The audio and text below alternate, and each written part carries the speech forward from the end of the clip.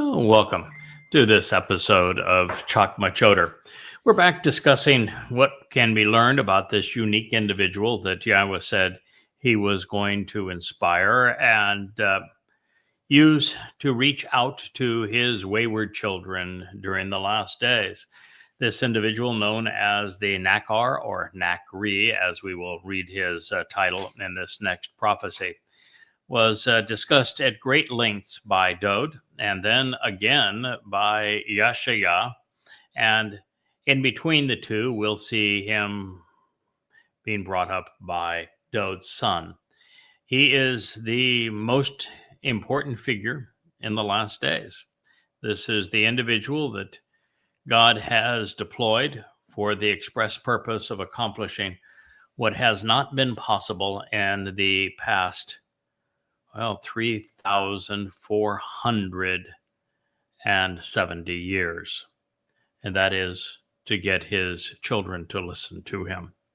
So it is a big job. God has outsourced the project. Not surprisingly, he outsourced it to a goy, since there were no Yahud who were willing to listen. And because God likes to come full circle in his story, just as we were exiled from the Garden of Eden, we will return to it in the next 99 months. And just as God began his story with Goy, he is going to conclude it with a Goy. And so now, after being reintroduced to the Nakar, this observant foreigner, in Yashaya, Isaiah 56, we were drawn back to one of the most interesting prophecies ever made. This particular prophecy is dated to the day of the herald, Towrah, in year 961 BCE. This is 7 years past year 3000. The house for Yahweh's name has not only been built, but the doors have been opened for the first time. And the man tasked with building it at his father's direction is Solomon, a man also considered to be the wisest of men. And he is giving a commencement speech regarding what the children of Israel ought to pay attention to as they go forward in time. And at this moment in his speech, again, this is the day of the herald, Yom Teruah, at the dedication ceremony on Mount Moriah, regarding the opening of the home for Yahweh's name. Say, when was it that Yahweh first talked to you? When was it Yahweh first communicated with you? It was a Teruah, of course. And the Bashar Herald of Dode is directly associated with Teruah. This is the day of the herald. It is the day the shofar is blown. It is the day that we announce both the good news of Dode's return with Yahweh and also the warning that those who remain religious and political will not survive this day when it is fulfilled in year 6,000 Yah. And year 6,000 Yah is not 190 some years hence. It is only 99 months away. Maimonides got the years all discombobulated. It is actually right now year 5992 Yah, and we are, just as I say, 8 years away from the final rendezvous with Yahweh. So this is what Solomon said. Moreover, in conjunction with this, regarding someone else, he's been speaking of his father Dode, who was our returning king, regarding someone else, who is the Nakri, this observant and discerning, especially responsive foreigner, from a different ethnicity and geographic location, who will come to understand. El Ha-Nakri. Ha-Nakri. It is a title. It's amazing that Jews Hmm. are fixated on this arrival of HaMashiach. And they use Mashiach like it is the most important title to them. Yep. Do you know that Mashiach is very, very seldom used as a title? It is used mostly in conjunction with Dod, who is HaMashiach. Yeah. And it speaks of him being anointed and prepared for service in this way. But it is very seldom accompanied by the definite article, Ha. True. And yet there are titles that Yahweh uses, like Ha Nakri, that are always introduced with the definite article, making it a title. It is the Nakri. Yeah. Just like Ha Shatan. Ha Nakri. Yeah, the adversary. That's Yes. right. So this is a title, and it is a title in these two forms, Nakri and Nakar, that is used more than Messiah by a long shot.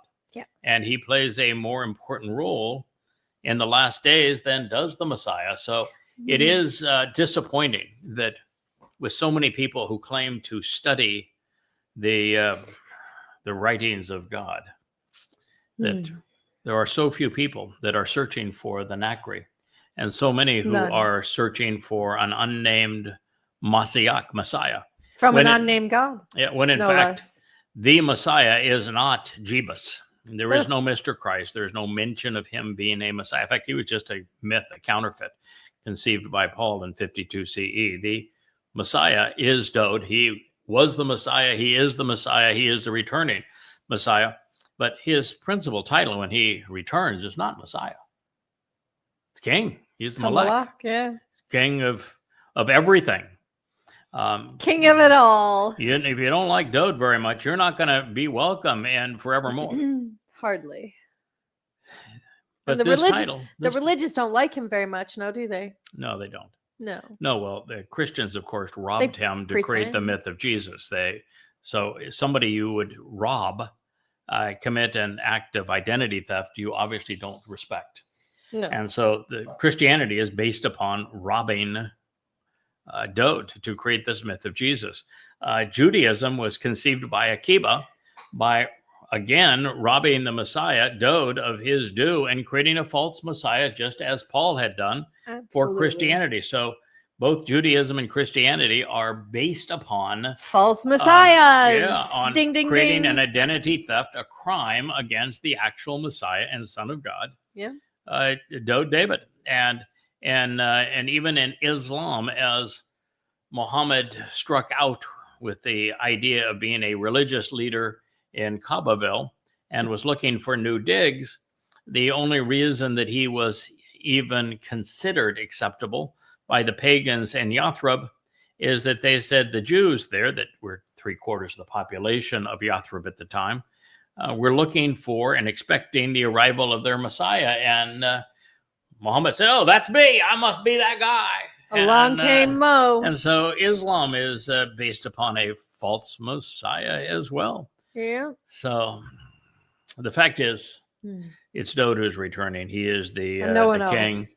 And he has a herald, and his herald happens to be the same fellow as this Nakri.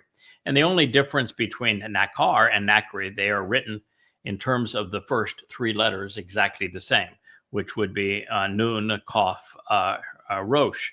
The Nakri simply adds the Yod to the end of it that makes it the Nakri possessive. It either speaks of the Nakri being my Nakri, as an Adonai, with the way that the Jews use Adonai to speak of their Lord, being my Lord. It would be my Nakri, or it is used to say that the Nakri is the hand of God at this point, being the Yod. But the Nun shows that he is a son who is growing, anchored, and productive. That the Kaf means that he is offering something. He has an open hand, and he is offering it in this case, it would be knowledge, instruction, information. He's So the how one much do how much? reintroducing Yahweh's name, for example. Right. Yeah. Offering. All those books sitting behind you, are they free online? Pardon? All of the books you have written about the Torah and what we're talking about, are they free online? Yes. That's a gift. Okay, that's a gift. Okay. Mm. The Rosh is the next letter, and Nakri, the Rosh shows a person who is observant, who sees, hears, and thinks before he speaks. So this is a son who is rooted, productive, and fruitful, who is offering a gift with an open hand, who is observant and listens, pays attention, and thoughtful, and that he is literally the hand of God at this time. So here we go again. In conjunction with this, regarding someone else who is the Nakri, the observant and discerning, especially responsive foreigner, from a different ethnicity and a geographic location, who will come to understand, who to show the way to the benefits of the relationship, is not of your people, this Yisrael. So we have been introduced to this person. So right in the middle of his speech, this is the real Sermon on the Mount. Well, he's setting the context. Yeah. Okay. So this is the real Sermon on the Mount. And what that means is that, and not just the Sermon on the Mount, this is the real Mount. This is Mount Moriah. Yeah. And this is no ordinary fellow. This is Solomon, David's beloved son. And this is no ordinary time. This is Towrah, and it is the dedication ceremony for the initial house for Yahweh's name. So yes. I don't know how there could be a bigger moment. The audience is comprised of the children of Israel. And right in the middle of his speech, after speaking gloriously of his father David and his relationship with Yahweh, he says, oh, by the way. Here's this guy. Oh, by the way, Gom, in addition to all of this, moreover, therefore, there is somebody else who is the Nakri. And he tells you something that had to be jarring for the children of Israel. They had gotten themselves in a fix, because even though God said, I don't want you to replicate the ways of the Goy. Yeah. I want you to avoid the ways of the Goy, which were to be religious and political. Absolutely. And so he said, don't do that. I don't want you to be like them. He wasn't saying anything negative about Goy. He just said that their propensity to be religious and political, you should not emulate. And they went and did that. And because they went and did that, and did that right before David, they chose Shaul, who became demon-possessed because he as their king was argumentative towards the Torah. And so he got his head cut off by the Philistines. And this is, they know perfectly well what happens if you choose the way of the Goy, because his father became king because the people previously had chosen the way of the Goy. And so now Solomon is saying, oh, by the way, the guy you that's being appointed here, he happens to be a Goy. He is an observant foreigner. He is not of your people. He is not a Israelite. Which is tough news for the tribe, because we are highly insular. Yeah, it is correct. And God's saying, and by the way, the rabbis know it. But he says not this person who is so prevalent throughout the prophets and the writings is a Goy. And so now this person being introduced at this period of time is not of your people, and yet he is the observant and discerning, especially responsive foreigner. Goes on to say, he will arrive at a moment in time for the harvest, and he will return. This is Bo.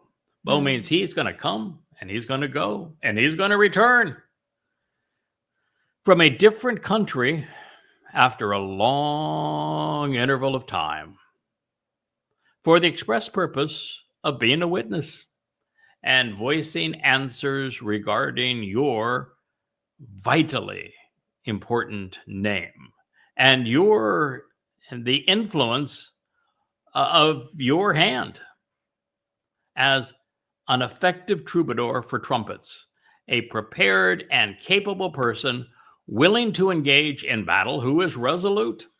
He is empowered, proficient, but loud, always intense, and sometimes even harsh, overtly direct, and often overpowering, who is dependably steadfast.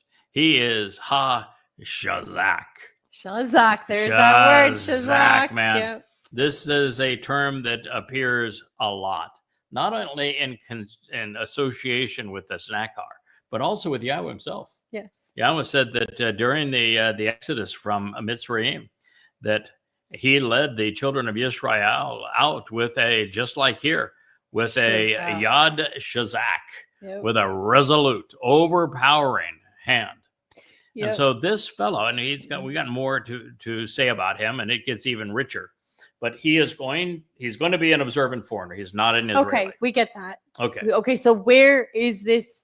I'm sure that's the next question. Where is he from? Well, no, it doesn't. Just listen to what is said, and then we can analyze what is said. We're not here to suppose anything.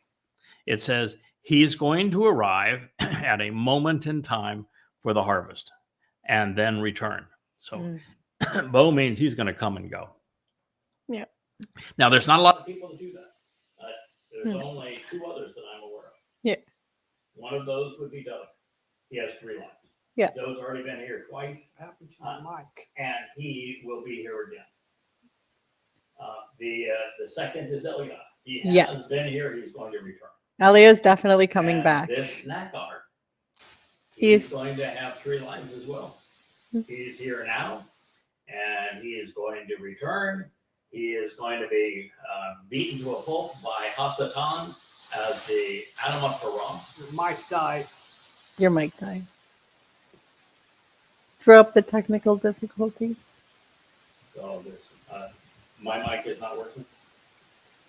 Nope.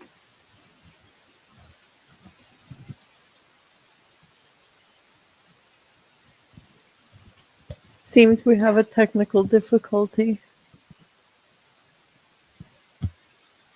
Let's see if we can get that mic working.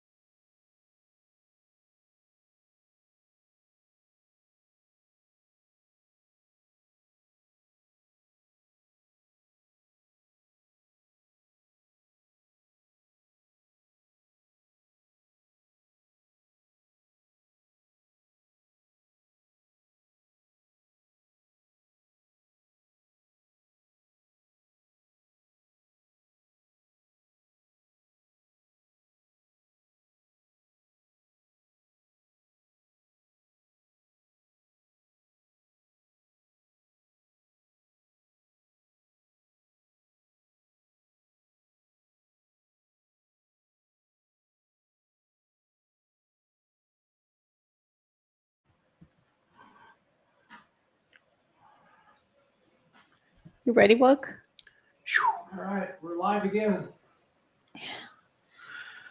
All right. Well, I don't know exactly where we left off in our program. We did have a microphone technical difficulty, but we, as you can see, with a much higher mic, we are have replaced the mic.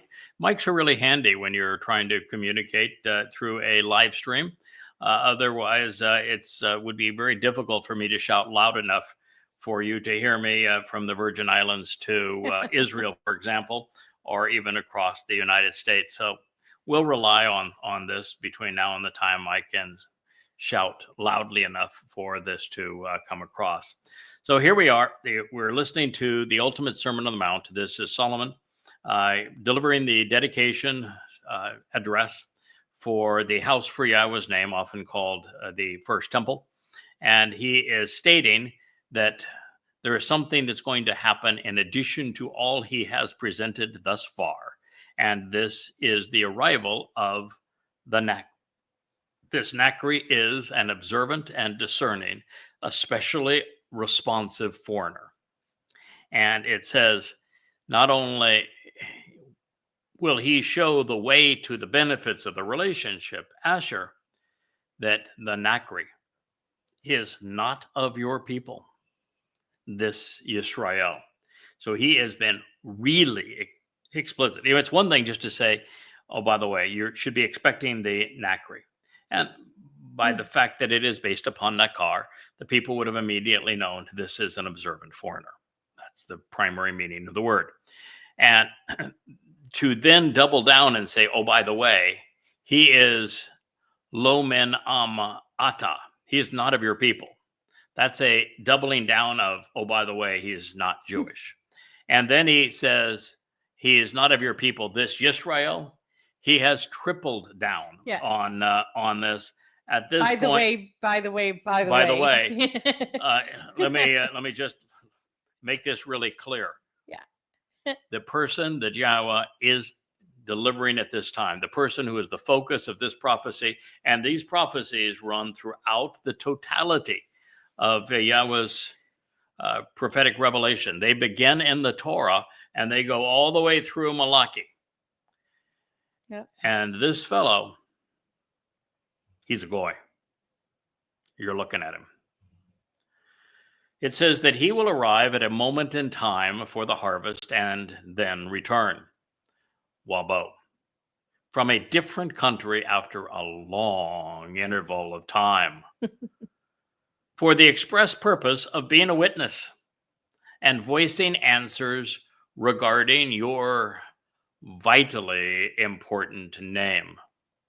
Well, who would be the person that reintroduced Yahweh's name? Yada. These books, what do they say at the title of them? Yada Yahowah. What does that mean? To know Yahweh? Mm. What's the title under which we do these blogs? The Yahweh blog? Yes, I would be the fellow that, starting almost 24 years ago, reintroduced Yahweh's name to the world. And so he will be a witness, voicing answers regarding your vitally important name and your influence as your hand. Remember I said that Yod following Nakar suggests that this observant foreigner is serving as the hand of God at this time? That's what he just explained. As an effective troubadour for trumpets. What day was this speech delivered? Towrah. Towrah is trumpets.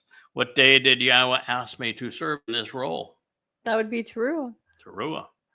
What day does this person lay down his life for Israel? Again, that would be Towrah.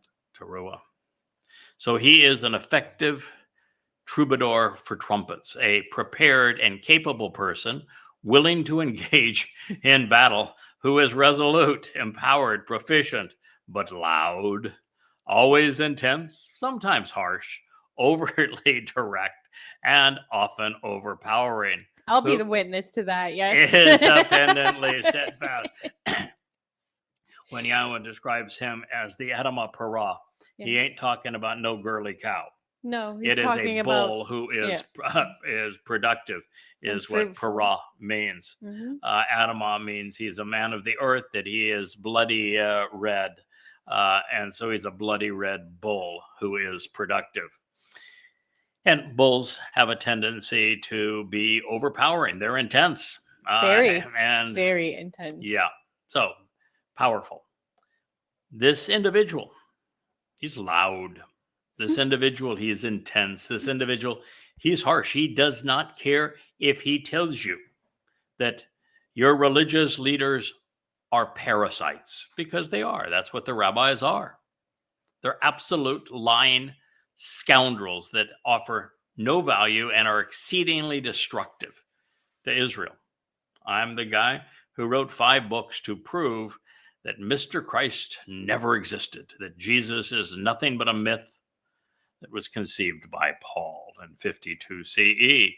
He's the guy that had the courage to write 5 volumes to prove that Allah was modeled after Satan and that Muhammad was the worst man who ever lived, and that Islam is nothing but a death cult. I would say that's brazen. I'd say that's Very. intense.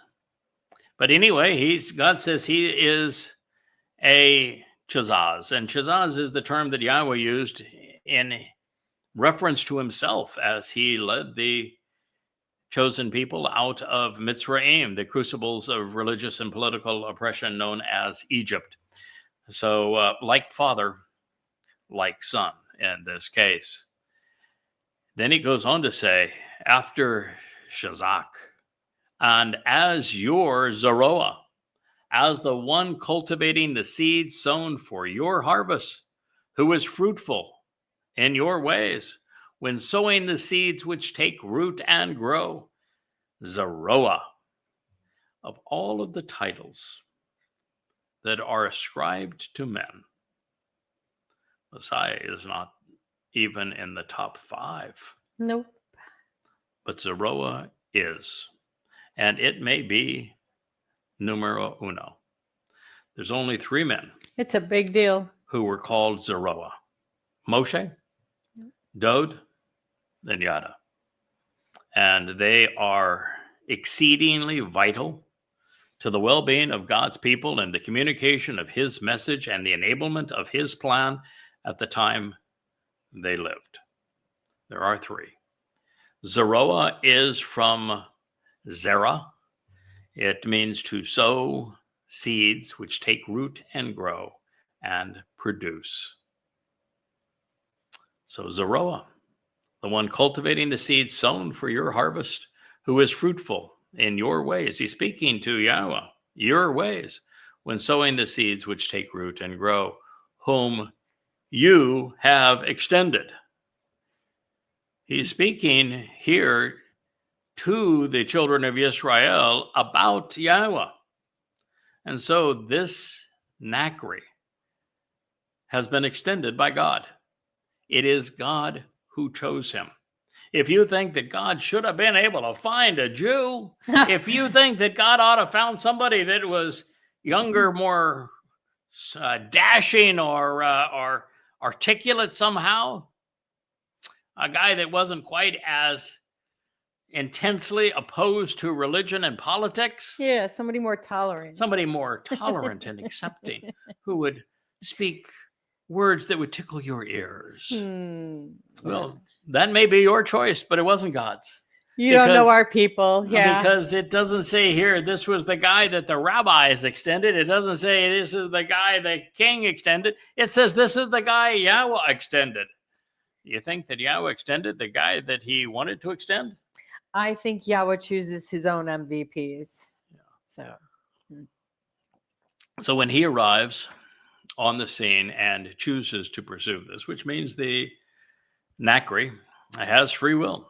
That means that there is aspects of the Nachri's personality that will be delivered through his message, that he is not simply an implement and a robot, a tool to be wielded, that God chose him because he does want to filter his message through him just as he chose Moshe for this purpose. He didn't choose Moshe simply because he was looking for a mouth Or an automaton. or a hand Yeah. to write. He didn't choose Dode because he was looking for someone to sing him songs. Here's the thing that the people don't realize, that those who are in the Torah were real people Yes. with real families and real lives and real. It's just, they have the same issues we all do throughout time. Yeah, God was given no choice, by the way, by the children of Israel, because when he came down to tell the children of Israel during the Exodus, before they even left Choreb, that even after giving them 3 days to get their act together and put on their best face and scrub up for the occasion, when God spoke to them, the first thing the children of Israel said is, please shut up and go away. We never want to hear from you or see you again, which means that put God in a position, since they also have free will, that he could only speak through men. And that is what he's chosen to do. But God chose that for lots of reasons. It would have been his preference anyway, because he doesn't want to overpower us. He doesn't want to overwhelm us.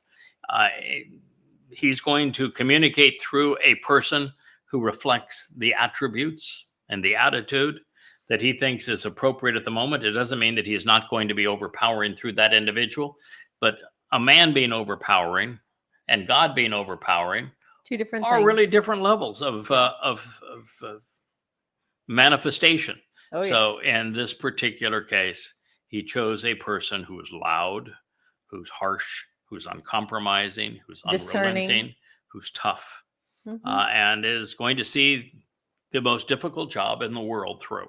The most difficult job that has ever been given to a human is this particular one that has been ascribed to the Nakri, which is to get the attention of the children of Israel so they stop being so stubborn, so they stop being so belligerent towards God, so they get their fingers out of their ears, so they shut their mouths and start screaming, Shama Yisrael, Adonai Echad.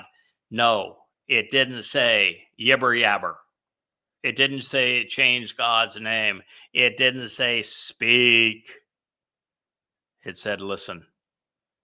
And so to get Israel to listen to Yahowah, who is your God, who is one, is, well, Wait, didn't heretofore- Yahweh say to listen to you? yeah. Okay. Heretofore, it hasn't happened. Even God gave up on you. Moshe gave up on you. Dode gave up on you. And now you got me. Now, I'm not going to give up on you.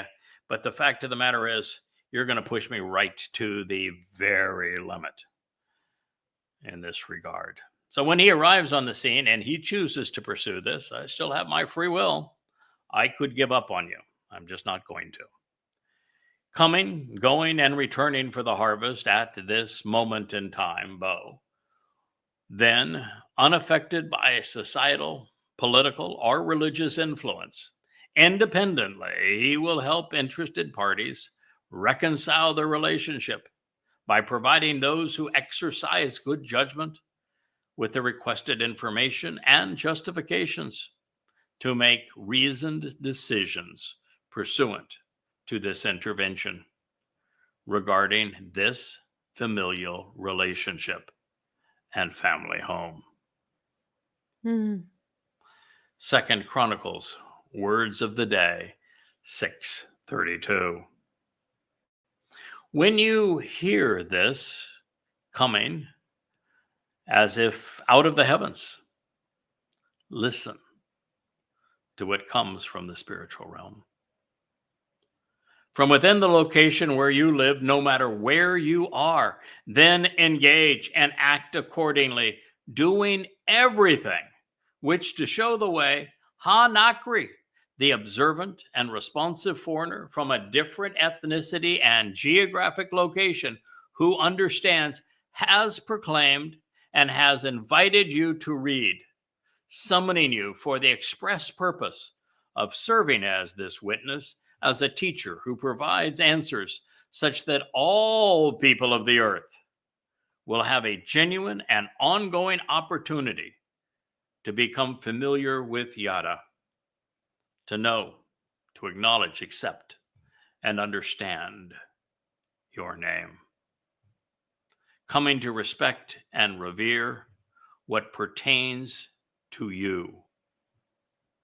Simultaneously, along with your people, Yisrael, individuals who either struggle and wrestle with the Almighty or those who engage and endure with God.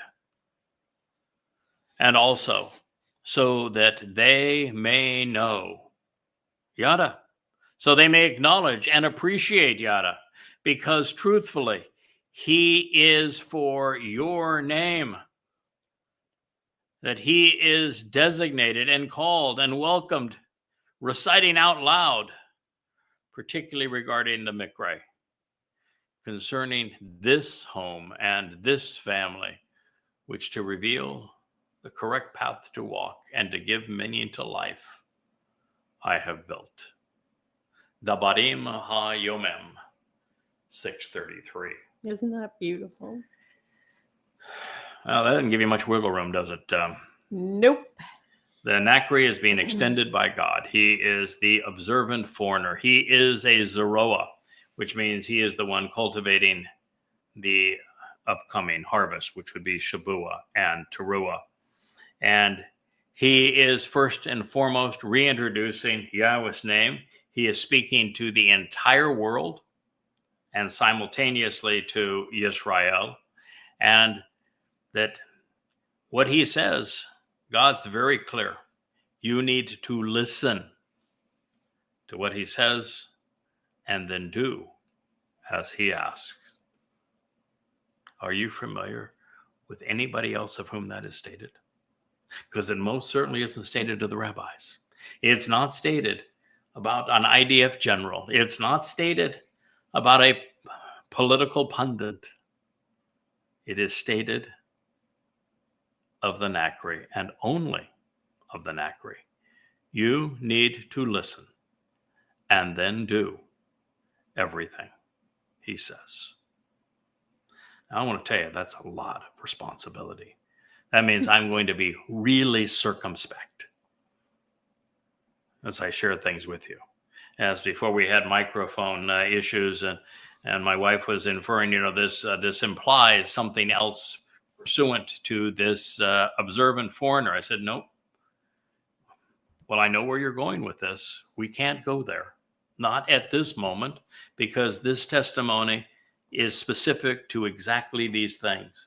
And what it says is a lot to process already. So we're going to go through it one more time, because Israel, you need to listen to this.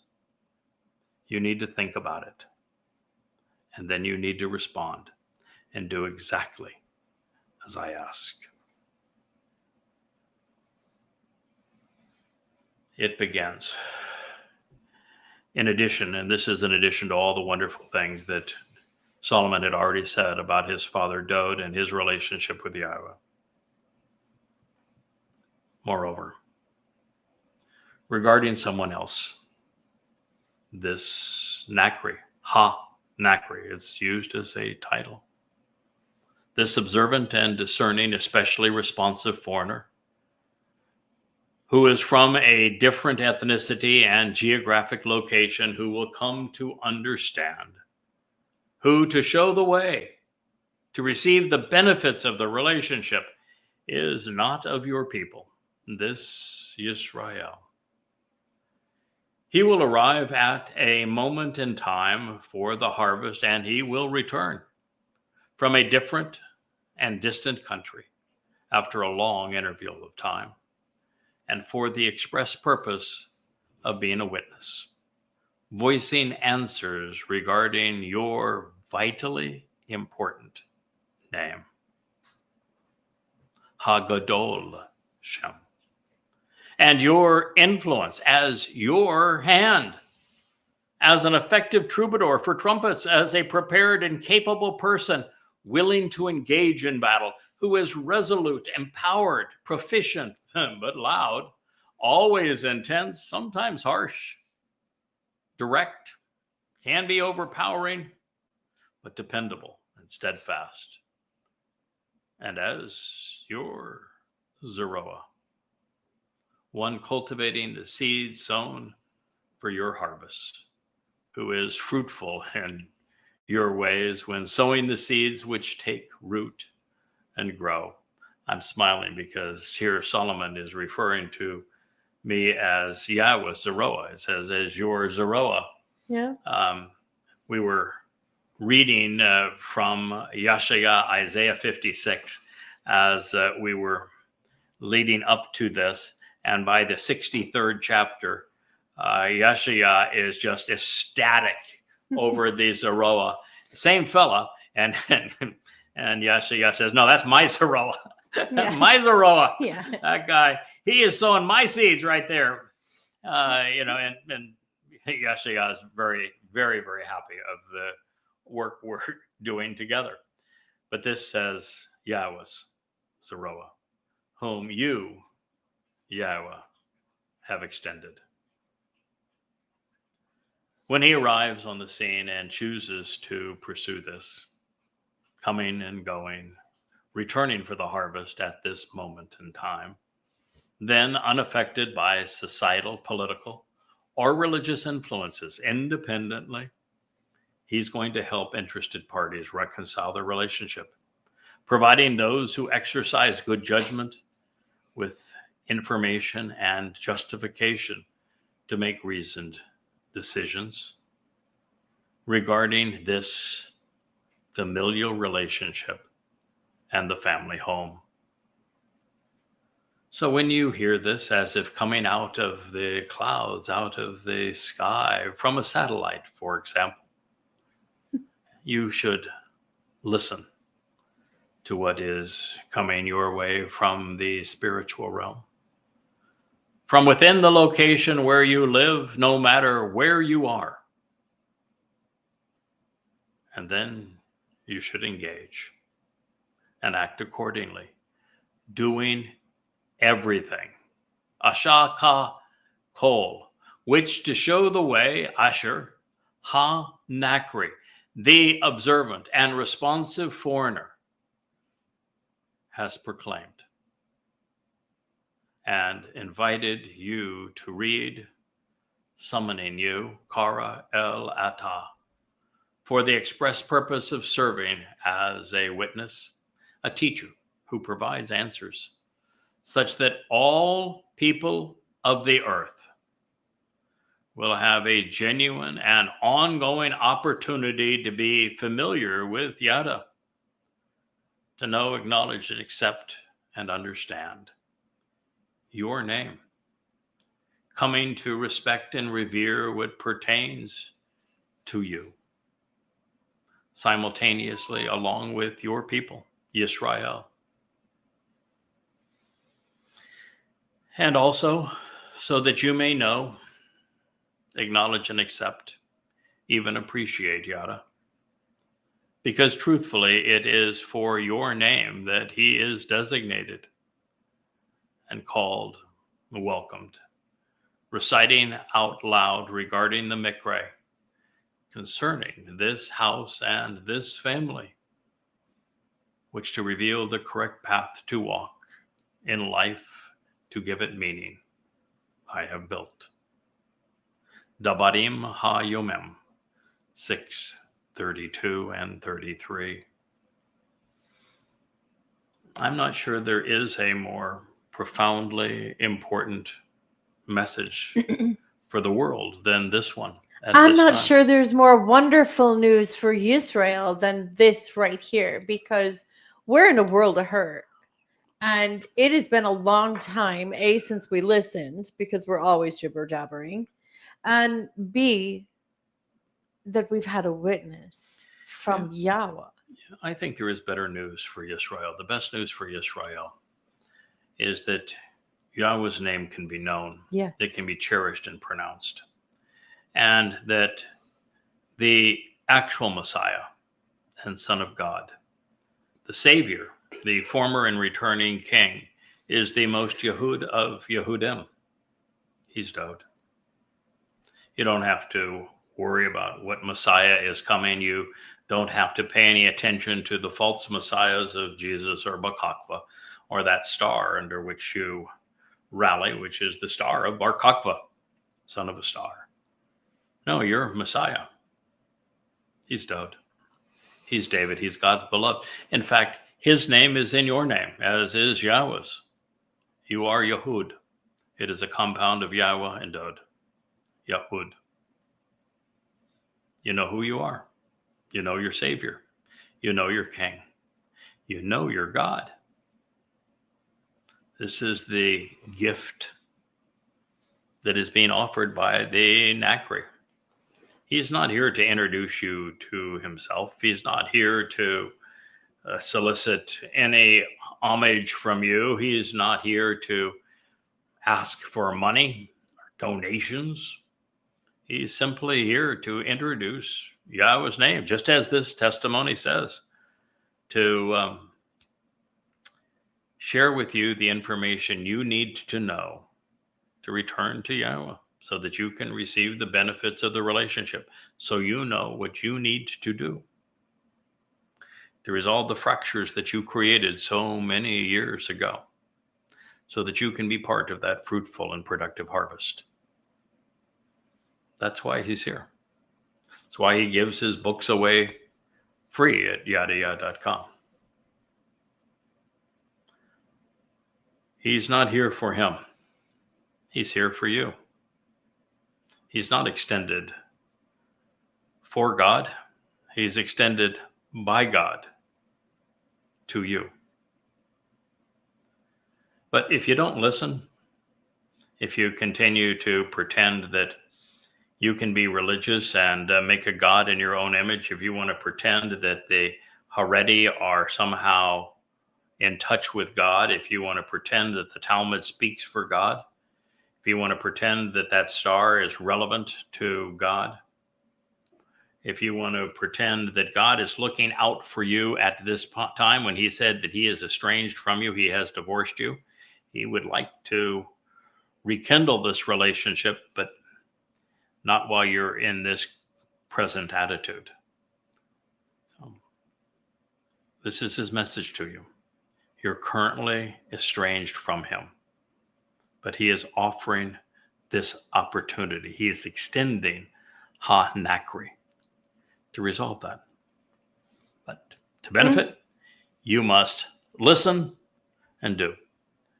Would you say that Yahweh's extending an olive branch? Absolutely. Yeah, Choter. Yeah, he's literally as one of the two witnesses, he is an olive branch. As a Choter, he is an olive branch.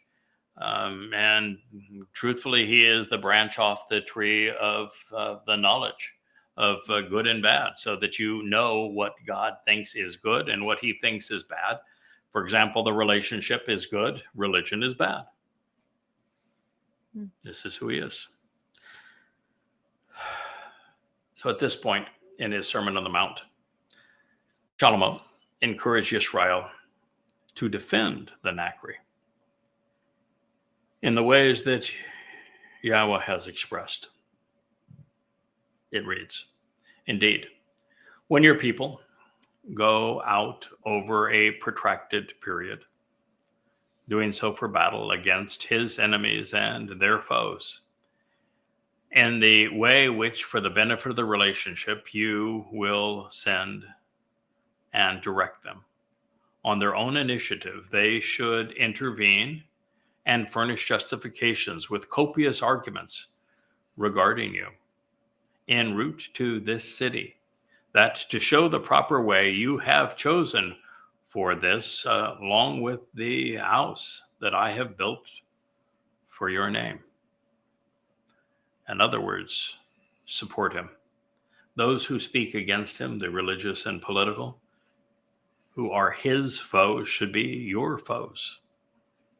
And you should be prepared to provide justifications and copious arguments regarding what he has to say about Yahweh. So you should listen at this particular moment in time. And Yahweh, you too will be listening from heaven to that which pertains to their wonderful request for intervention, to be distinguished and set apart. And you will engage and act at this time to resolve the dispute with them while being just and rational. 2 Chronicles 6:35. God is going to intervene, and he is going to answer the requests of the remnant of Yehudim, who will have reached a point where during the time of Jacob's troubles, there'll be no one else to turn to. And at that point, Yahweh will engage, and he will restore the relationship by still being just through the sacrifice of the Adam of Parah, which will take place on this same day of year on Towrah. Unfortunately, by contrast, it is certain that they will continue to be at fault regarding you, constantly going astray, bearing the guilt for leading many astray, because truly there will be no one, not a single person, who will not be wrong and miss the way, incurring guilt by leading astray. Israel, from the time of Malachi, who was the last to speak for Yah as a prophet, to the time that I was called to serve Yahweh just shy of 24 years ago. According to Solomon, and according to Yahweh, who is inspiring these words, there were none. There wasn't a single person among the Israelites who wasn't wrong. And most were leading others astray. Therefore, you will be indignant and furious with them. This is Solomon recognizing that Yahweh is going to return to the same attitude that he had towards Jews during the Exodus. If you read most of the Torah, particularly through Numbers, Jews were so belligerent, God gave up and was indignant and furious with them. And so God's going to continue to be that way with most Jews until they finally return, till they finally listen to the Nakre that he has sent out and dispatched to them. And so you will offer them up, giving them into the presence of the enemy, so that they are taken captive, with them hauled away as slaves by their captors to a land and place far and one that is near, quite soon and in a distant period of time. It would happen with the Assyrians, it would happen with the Babylonians, and it would happen when the Romans created the diaspora based upon Rabbi Akiba's false Messiah. And then when there was a return after the Holocaust. But ultimately, this now is your last chance. But by coming back, changing and returning, in their best judgment, improved attitudes and ambitions, while in the area which they will be held as captives, yes, they were held as captives by the Muslims, were you not? And that was nearby. It is the most recent captivity. There'll be another Alaska flood 2.0 is within 2 years of occurring. And you will be held as captives yet again nearby, where with the Babylonians and the Assyrians, you were held as captives at a distance. There'll be many, many such times. You were held as captives throughout Europe as a result of the diaspora. And by turning around and changing so that they can be restored, this is the magic word with Yahweh. You know, when you're a kid and your parent says, "What's the magic word?" and you say, "Please." Well, in this particular case, there's a magic word with Yahweh. Shub. You return, he returns. Shub for shub. Or no shub for you. No shub for you. They will take the initiative to independently pursue a more favorable consideration towards you, showing some appreciation, kindness, and affection for you while in the place of their captivity. And, the time of Israel's troubles, particularly just Eth's time, troubles is Sha'ar. Sha'ar actually means confinement. Israel is going to be shrunk in size, and Jews, as they have been so We're often, already confined. We're surrounded by 55 million Muslims. are confined. So that's what this means. Penned in, yes. As a result, they will eventually say, we were wrong in missing the way and in leading others astray.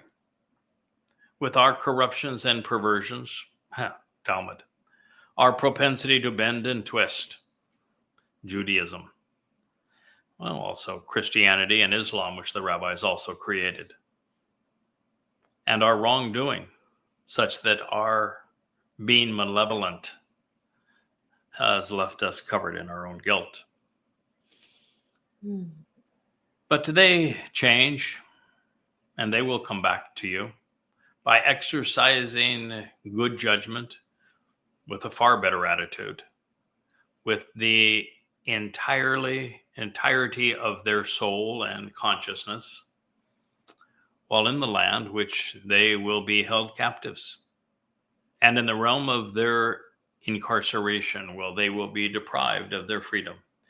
You are entering the time of troubles. Israel, it's 11 months hence, and it will be worse than the Holocaust, according to the prophets. And it will take that to get you to finally shub. And without being prompted or provoked, they will take the initiative to mediate on the justification for intervention regarding the way to their land, which for the benefit of this relationship, you gave to their fathers, and the city that you have chosen, as well as the house and family that I have built for your name. It is the house for Yahweh's name, and you won't even say Yahweh's name. You think God's going to allow you to build a temple when you won't even say his name, and it is a house for his name? Then at that time, you will finally listen to their request for intervention and for wanting to be set apart from your heavenly dwelling place, which is where God is. He's sitting this one out, and he will listen again, but only once you request intervention, because you show a willingness to listen, and you will hear their pleas for compassion. Listen at this time from the spiritual realms, from your dwelling place where you reside, to their glorious request for the distinction of being set apart, which means being unreligious and non-political, as well as to their pleas for compassion. Then you will act to resolve the dispute with them, being just and rational with them. Mishpat means to ponder the implications of making good decisions, of being fair. And you will pardon your people, removing their guilt, releasing your family from their religious crimes, who have long been wrong about you. Now, my God, I implore, may it be that your eyes are open and receptive, and your ears are attentive to the glorious request for the unique distinction of this place, to take a firm stand, to rise up, and to be home. This is where the witnesses will come. It is the Temple Mount. And at this time, Yahweh Almighty, I want you to choose to take this stand to establish your dwelling, you and the ark of your might and power. Your priests, Yahweh Almighty, they choose to be clothed with deliverance and freedom, with a loud voice, and your set apart and devoted ones elect to rejoice in the generosity and prosperity that you are providing. Yahweh Almighty, do not turn away forever. Don't fail to return. Shub, along with the appearance and the presence of your Messiah. And that Messiah will be his Father, whose name he shall soon mention. Your Messiah. Yes, Yahweh has a Messiah. When he returns, when he appears again, he is going to appear with his Messiah, his Mashiach, and his Mashiach is his beloved son, Dod. I want you to choose to remember the most memorable of men, recalling your steadfast devotion, your loyal love, genuine kindness, and enduring affection, your unfailing favoritism. What the fuck? For Dod, your co-worker and associate. Dod is the Messiah. Dod is the one Yahweh chose. Dod is the most memorable of men. Yahweh favors Dod. Reveal the relevant comparison as Shalomo reconciliation finished and furnished the justification for intervention, following the fire descending out of the heavens. And it will consume the elevating offering of the sacrifice. Then the glory and the splendor of the manifestation of the persona and reward of Yahweh will completely fill the Bareth family home. God himself is going to ignite the fire under the sacrifice of the Adam of Korah on this day, Towrah, in your 6,000 Yah. And that's how he will intervene, descending from the heavens. And this offering, this sacrifice, will be accompanied by the glorious manifestation of Yahweh on behalf of the Bayeth, God's family and home. Yomim, words of the day, 2nd Chronicles, all the way now to 7:1. What an awesome depiction of what will come as we draw ever closer to the sacrifice of the Adam of Korah. This bull who is productive. And to Dod's glorious return thereafter, as Yahweh's presence will fill his home. Every word of this speaks of Yom Teruah, followed by Yom Kippurim in year 6,000, just 99 months from now, on September 24th of 2033. Recognizing that this speech was delivered on the day of the Herald, 7 years shy of 3,000 years before its fulfillment, just as will be the Shavuot harvest before Yahweh's return with his beloved son, Dod. I think that's a long interval of time. 3,000 years. That's a long time to be separated. But think of the joy Yes. of the family reunion. But since this addresses the role that I have been asked to perform to facilitate the Messiah and King's triumphant return, it's worth noting that it was spoken 2,924 years before I was born. 2,970 years before I was called and engaged. And 7 years shy of 3,000 years before I will have achieved what Yahweh acknowledged through this prophecy.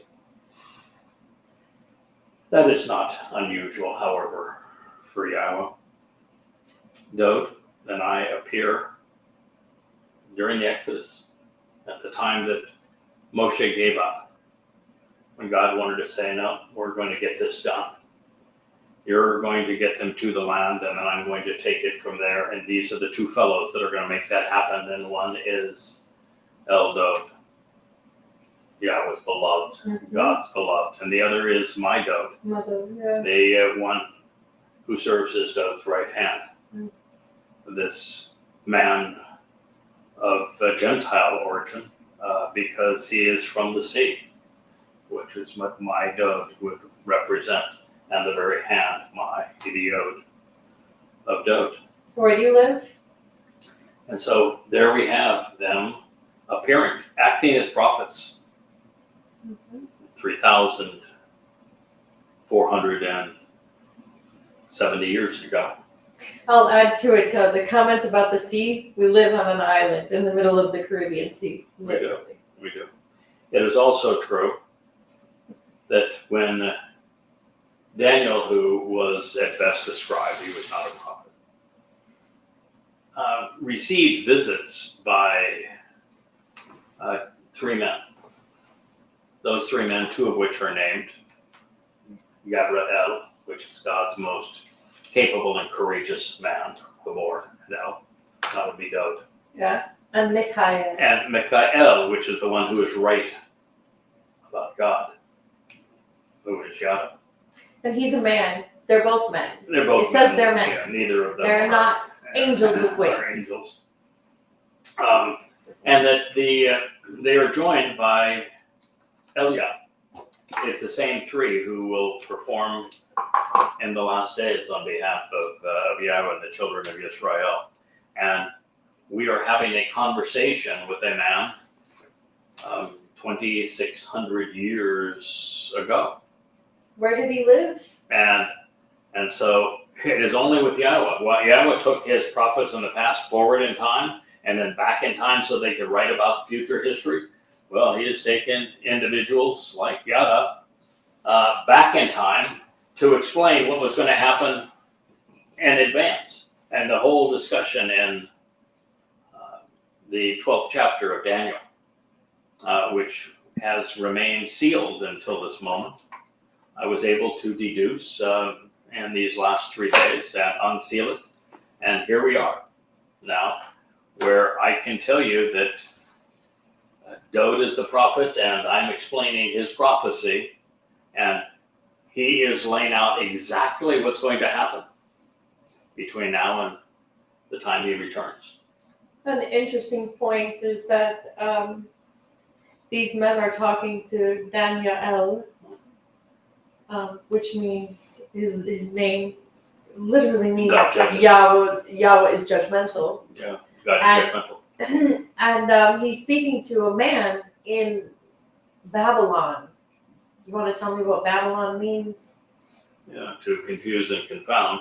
And you've got Dod giving the much of the prophecy, and it is Michael, his herald, that is explaining it.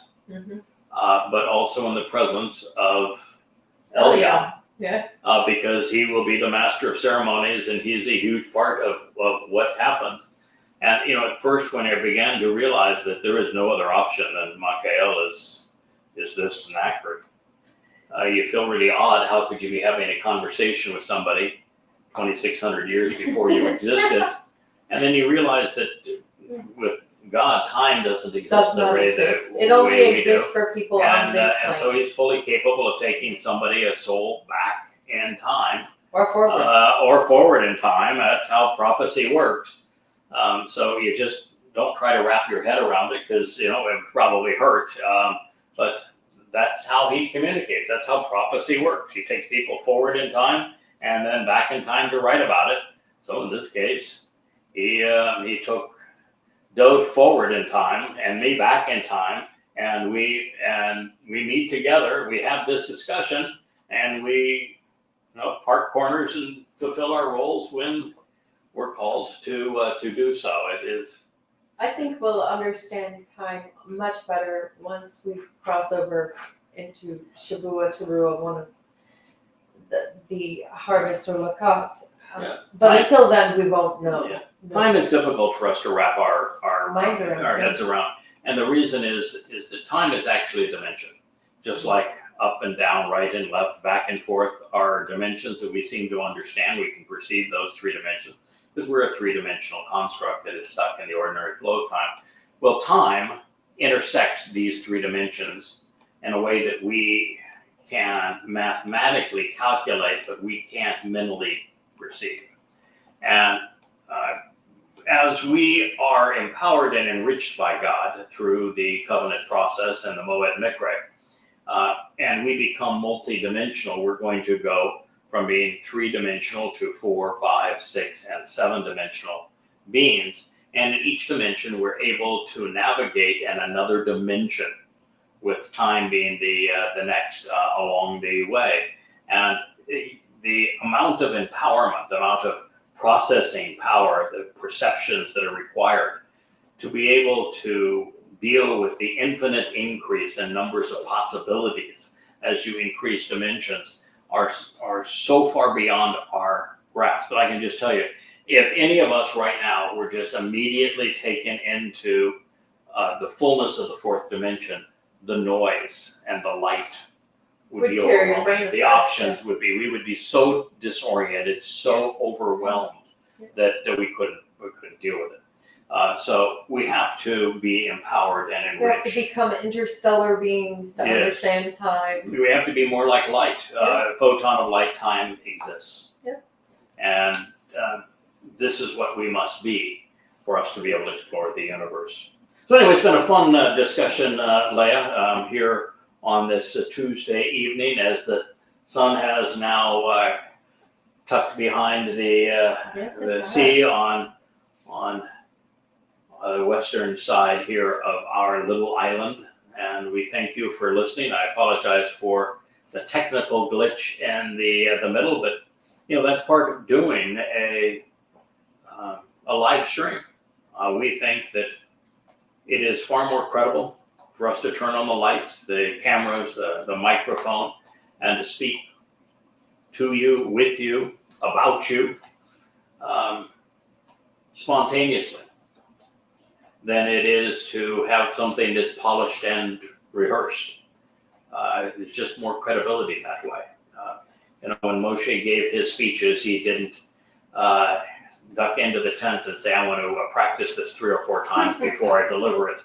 When Yahowah spoke to you at Torah, there wasn't a dress rehearsal. And he said, let me try it a number of different ways and see which way that we'll do a study group and find out how people respond to this. No, that's very spontaneous. And while he has thought all of this out, he wants us to be genuine. And that we are.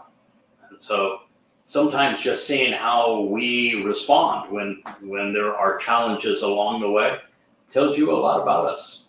Do we get upset and frustrated and throw things around the room, or do we just simply resolve the problem, move away from that obstacle, bring in a new mic? Because, my view was when I was asked to do this back in December by Yahowah, that if one mic was good, 12 would be better. One camera was good, maybe 20 would do the job. As I'm surrounded by lights, if 2 or 3 studio lights would be good, how about 15 in every studio?